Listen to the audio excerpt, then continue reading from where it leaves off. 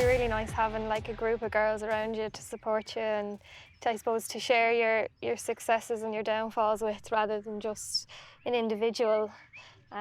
Is that something that I suppose you probably are grateful for? Yeah, definitely the draw of the sport, I suppose.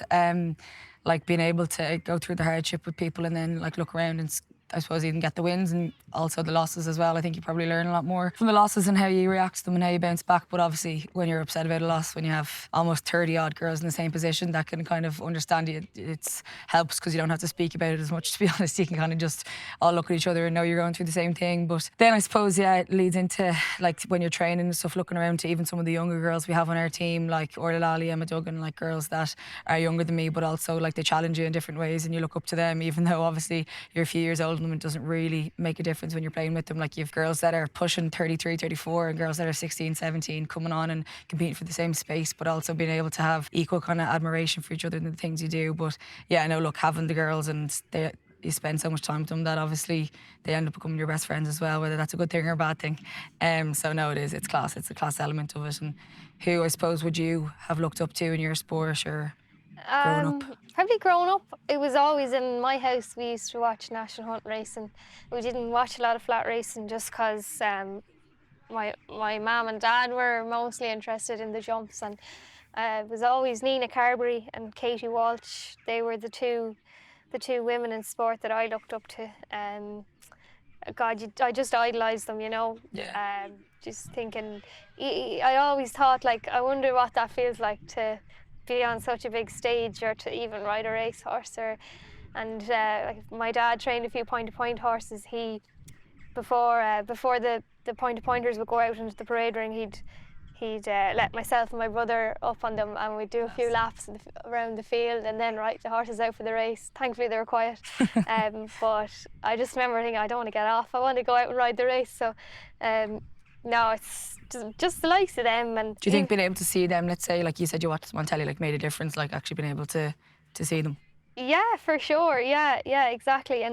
And even I remember going to the races in Fairyhouse one year, and I was tiny, and Nina Carberry was riding, and you're going up with your card, can you sign my race card? And like they were so lovely as well. So it was like when you meet your hero and they're actually sound as well. Yeah, It was makes perfect. a difference. Yeah, it was nice. So look, I just the likes of them, and they make you feel like, you know, there's not a divide as well. So like you can get to the top. And yeah, no, they influenced me big time. Was there anyone particularly, I suppose, that influenced you in your early? To be honest, like when I was playing Gaelic when I was younger, like not outside my own club, because realistically, like there was games nowhere. There was like you didn't even know what time games were on at, or they were never being broadcasted. So like as sad as it is, like probably not.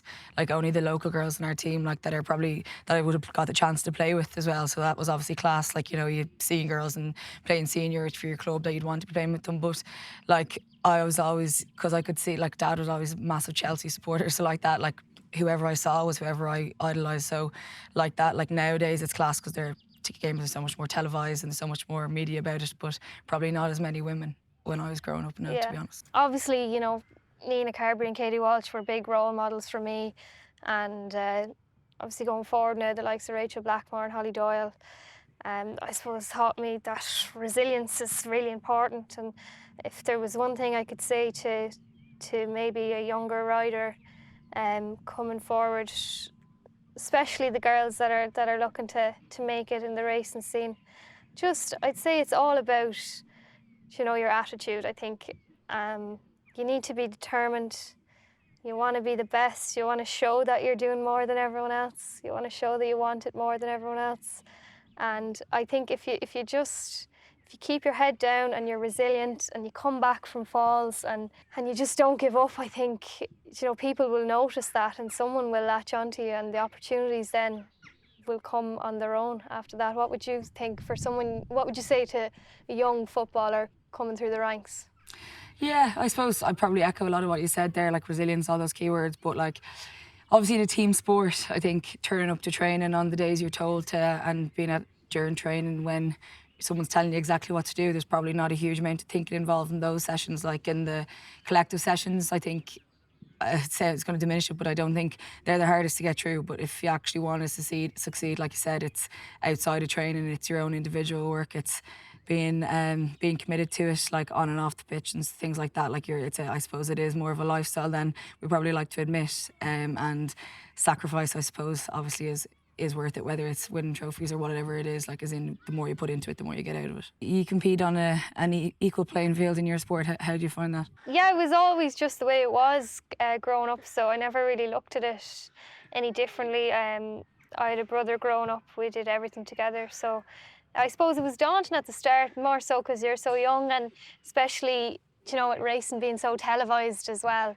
kind of following the jockeys on the TV and you know who they all are, and then when you're entering the weigh room then and you're kind of sharing the same space with them, you know, it's intimidating, but in fairness, the lads and the girls, they've all been so sound to me, and they've helped me with whatever I need, and they're great for asking advice, you know, and it's as the years have gone on, I just feel more comfortable in there now, and it's kind of not a divide at all, really. In the weigh room, we're all just kind of looking out for each other, you know.